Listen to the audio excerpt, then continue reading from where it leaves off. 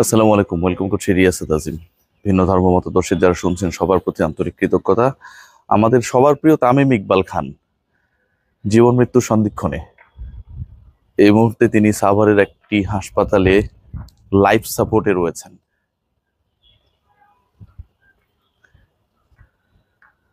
এই নিউজটা জানার পর আপনারা সবাই জানেন যে ফেসবুক মোটামুটি ছড়িয়ে পড়েছে তামিম ইকবালের জন্য, সবাই প্রার্থনা করছেন। সাকিব আল হাসানের জন্মদিনে তার বন্ধু তামিম ইকবাল এমন একটা অবস্থায় যেন পৃথিবী ছেড়ে চলে যেতে চাইছেন। আমার সাথে কথা হয়েছে ক্রিকেটারদের, মেহেদী হাসান মিরাজের সাথে কিছুক্ষণ আগে কথা হলো। মিরাজ আমাকে যেটা জানিয়েছে যে অবস্থা একদম ভালো না, ম্যাসিভ হার্ট অ্যাটাক যেটাকে বলে আসলে। এবং মাঠে যারা তারা ছিলেন তারা কেউ এক্সপেক্ট করেননি যে এরকম একটা ঘটনা ঘটবে। আমি আসলে কথা বলার অবস্থা খুব বেশি নেই। বিকেএসপির ম্যাচগুলো রমজান মাসে হওয়ার কারণে অ্যাভয়েড করি।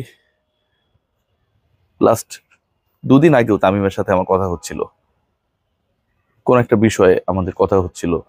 আমি কল রিসিভ করতে পারি নাই, পরে আমি তামিমকে ব্যাক করলাম। অনেকক্ষণ কথা হলো, তার দুদিন আগে অনেকক্ষণ কথা হলো। And it's all about cricket. বাংলাদেশের ক্রিকেটকে কিভাবে ফিক্সিং মুক্ত করা যায়, বাংলাদেশের ক্রিকেটটাকে কিভাবে এমন একটা পর্যায়ে নেওয়া যায় যেখানটায় নেক্সট 10 ইয়ার্সে বাংলাদেশ ভারতের মতো করে প্রতিভা ট্যালেন্ট বের করবে, তামিম ইকবাল সেখানটায় কি করতে পারে, এই আলোচনাগুলো হচ্ছিল। সেই মানুষটা এই মুহূর্তে জানে না আসলে তার কি অবস্থা, তার সেই জ্ঞানটুকু নেই। লাইফ সাপোর্ট বলতে আমরা কি বুঝি ভাবতে পারেন? তার থেকেও বড় ব্যাপার, হেলিকপ্টারে করে তামিম ইকবালকে ক্যারি করার অবস্থা ছিল না। আমি না মানতে পারছি না, তামিম ইকবালকে হেলিকপ্টারে করে ক্যারি করার অবস্থা ছিল না। দ্রুত অ্যাম্বুলেন্সে করে স্থানীয় হাসপাতালে ভর্তি করা হয়েছে। বাংলাদেশ রাষ্ট্রের যত ক্ষমতা রয়েছে, যত শক্তি রয়েছে, যত অ্যাবিলিটি রয়েছে, আমার আমার করজোড়ে আমার প্রার্থনা যে বাংলাদেশ অ্যাজ আ স্টেট আমাদের এই সুপার হিরোর জন্য যেন সবটুকু ঢেলে দেয়, সবটুকু করে। জাস্ট ডক্টরসরা এই মুহূর্তে তামিম ইকবালের পাশে যারা রয়েছেন তারা ছাড়া আমরা কেউ জানি না তামিম কোন অবস্থায় রয়েছেন। হেলিকপ্টারে করে আনতে না পারার কারণটা হচ্ছে যে সেটা সময় সাপেক্ষ ছিল। অন্তত টেক অফ করে ল্যান্ডিং করার পর কোনো একটা হসপিটালে, ঢাকার কোনো একটা আধুনিক হসপিটালে নিতে নিতে তামিম ইকবাল সেই সময়টুকু পাবেন কিনা, বেঁচে থাকার সময়টুকু পাবেন কিনা, সেই ব্যাপারটায় অনেক সন্দেহ ছিল, অনেক আত্মবিশ্বাসের জায়গায় ঘাটতি ছিল যে তামিমকে আমরা সেই সময়টুকু দিতে পারবো কিনা, আমরা সেই সময়টুকু দিতে পারবো কিনা, যে কারণে দ্রুত অ্যাম্বুলেন্সে করে যেন তার ট্রিটমেন্ট এনশিওর করা হয়, তার যেন শ্বাস প্রশ্বাসটাকে স্বাভাবিক রাখার চেষ্টা করা যায়। যে লাইফ সাপোর্টে নেওয়া হয়েছে, আমি জানি না সেই হাসপাতালের সিচুয়েশনটা কি, কতটুকু ব্যবস্থা রয়েছে। ঢাকার বাইরে গেলেই আমাদের চিকিৎসা ব্যবস্থার সিচুয়েশনস গুলো নিয়ে আমরা অনেক বেশি উদ্বেগ হয়ে পড়ি।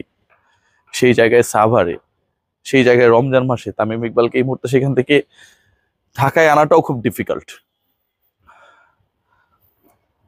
বাংলাদেশ রাষ্ট্রের যতটুকু ক্ষমতা রয়েছে আমরা সবাই তামিমের জন্য প্রে করি যে রমজান মাস না, আমি যদি একটা পুণ্য করে থাকি আমার জীবনে, সেই পুণ্যের বিনিময়ে আমি আমার জন্য কিছু চাই না, আমি চাই তামিম ইকবাল ফিরে আসুক।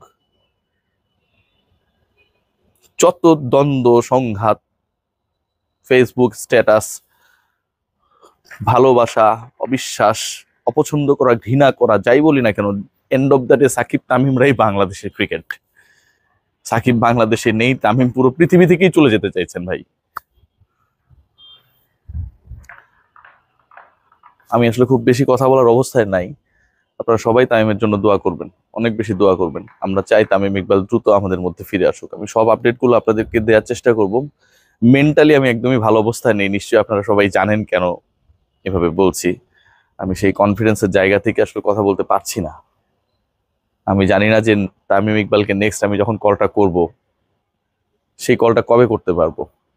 কখনো তামিম আমাকে খুঁজবে, আমাকে বলবে কি ভাই আপনি কই থাকেন, ফোন ধরেন না কেন, এই কথাটা আমি কবে শুনতে পারবো আমি জানি না। বাট শুনতে চাই তামিম, খুব দ্রুত শুনতে চাই, খুব দ্রুত শুনতে চাই।